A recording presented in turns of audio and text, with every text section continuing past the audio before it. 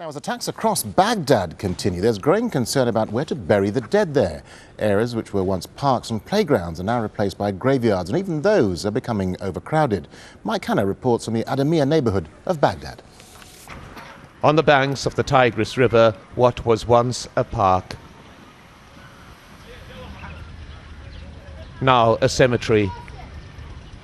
And the dead rest where the living used to picnic and relax. I follow Abu BASHAR in the early morning light as he moves assuredly through the densely packed graves. This a place he visits often. These tombstones side by side, those of his brothers, Muhammad and Walid. They were protecting people from being killed or kidnapped, Sunni and Shia, and this angered Al-Qaeda, who gunned them down in front of their houses.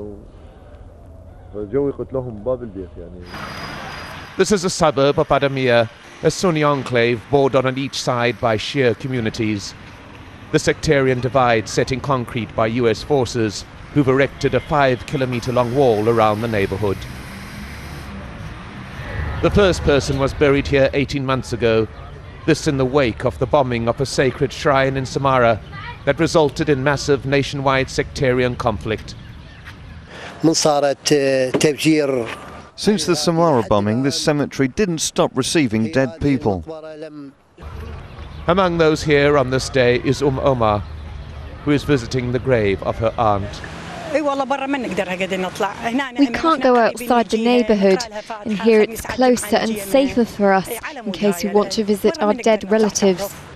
There are now nearly 5,000 graves.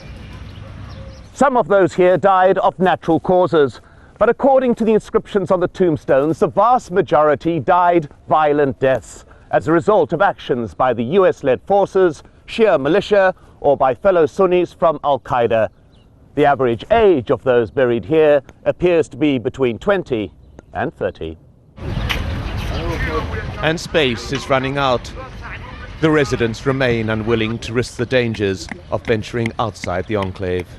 The only answer was to bury people in this park, says Mustafa, but it is full now, and we are planning to use the football field nearby as another cemetery.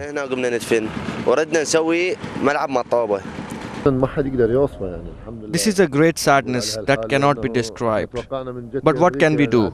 This is God's will. And this is the reality and tragedy of Adhamiya, a neighbourhood of people living among mounting numbers of the dead. Mike Hanna, Al Jazeera, Adhamiya, Baghdad.